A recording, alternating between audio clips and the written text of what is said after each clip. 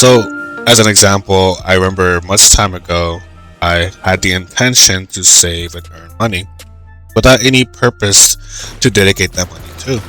And the reason for this is because at the time I was a lot younger. I didn't know what exactly that I wanted. Was the money?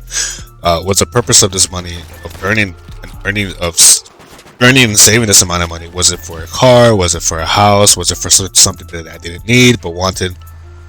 Etc. Etc. Etc. But I always knew at the time the money that I would save up will be allocated to a specific something. I just never knew at the time what it was.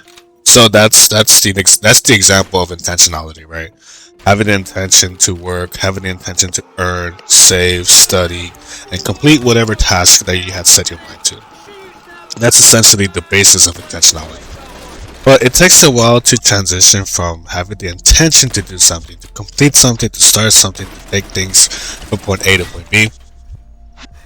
It takes a while to transition from that point to, okay, let's move with purpose. And that's the stage that I'm stuck on. Like, what is the purpose of me having accumulated this amount of money? Is it for financial freedom? Is it for being very generous when I'm I don't know, if somebody wants something and they ask, then will I be generous enough to oblige? Is it more on maybe I want something that's material, like a house or a new car, even though I really don't for a car?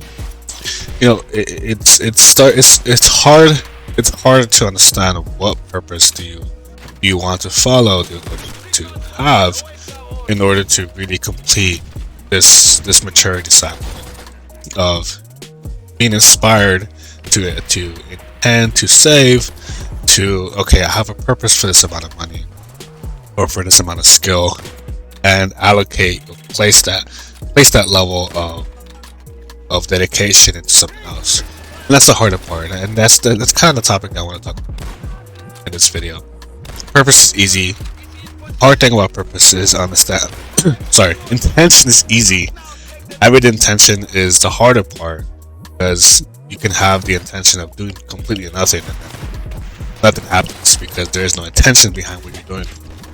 So the only hard part about intention is knowing that you kind of have to do something, right? And then once you understand that, you start to have the intention. But the execution part that comes with attention isn't as hard.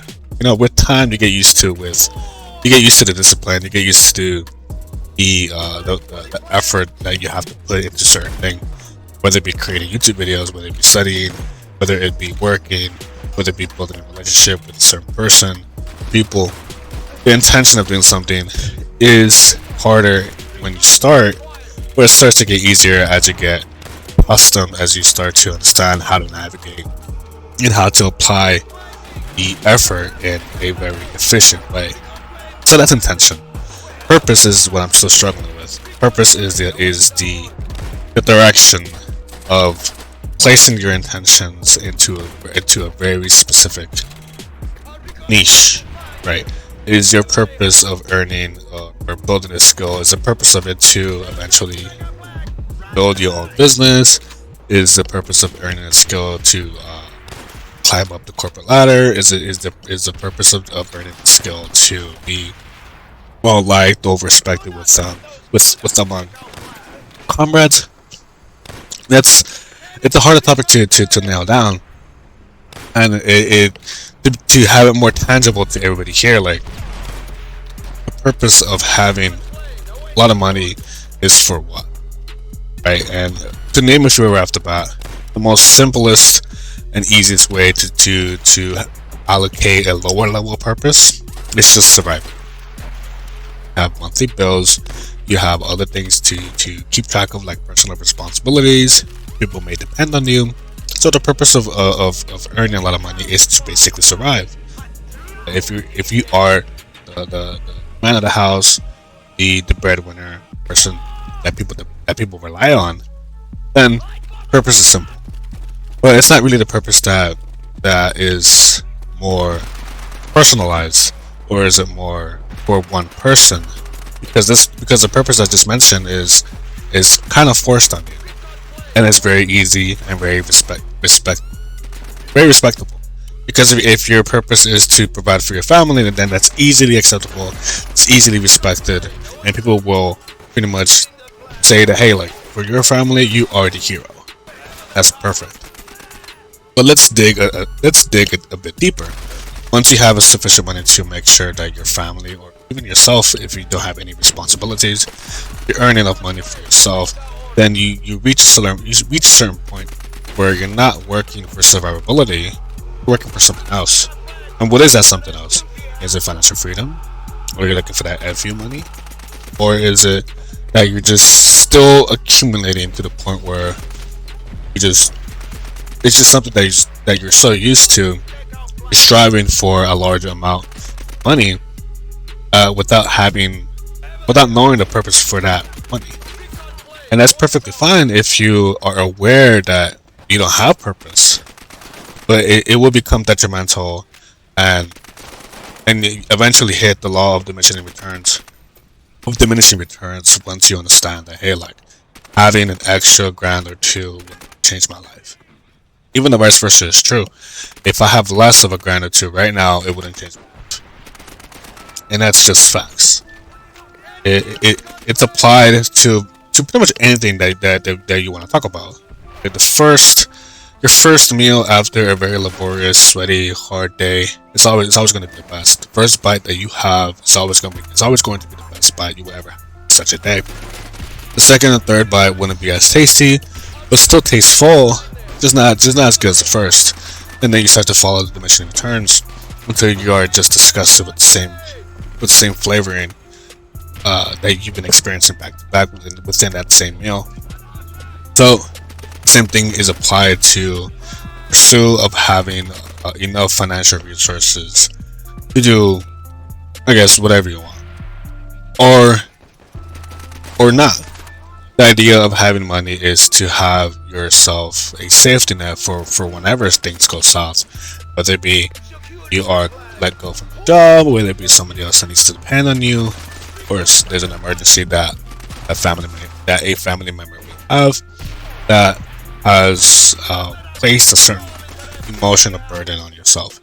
So the idea is you save a lot of money, so in the event that something does happen, we didn't have to go and take out loans. We didn't have to go out there and do it in order to, figure out a solution to the problem presented to you.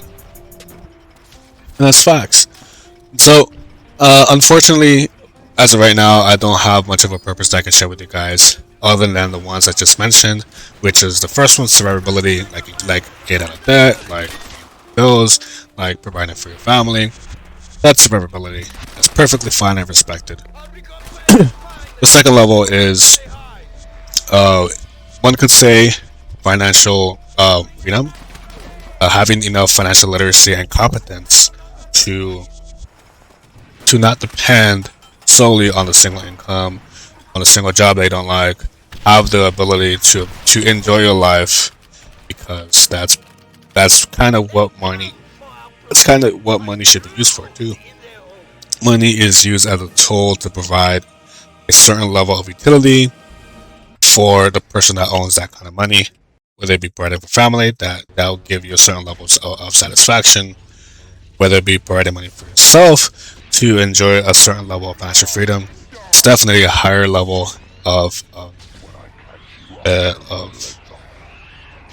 utility or of satisfaction, because the money will literally be used on yourself. Or would it be something else? Could the money be used for building a business to amplify your reach throughout the people, and of course earning a couple of bucks along the way? Is it the challenge of seeing how you can exponentiate your money as time continues? What is the purpose of having so much money for yourself that is reasonable, respectable, and not just simply used as an excuse to just amplify your net worth? Is there something important needs to be behind the purpose in order to not just only benefit yourself, but I think also benefit the ones around you, and of course your future self too. And I think that there needs to be a balance between uh,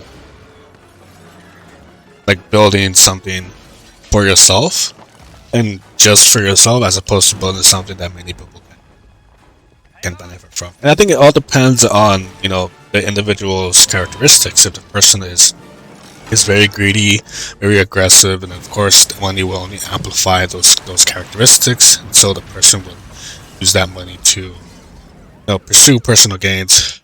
Or if money is given to a certain person that's more kind-hearted, that's more, I guess, logical, what have you, then money will only amplify those characteristics. And if the person is generous with a lot of money, then I believe that that is known as philanthropist. So, fortunately, I don't have a specific answer to say. Uh, I don't have a specific purpose to allocate my money to, even though I do have an idea. Uh, but I just thought to open the conversation to those who want to listen.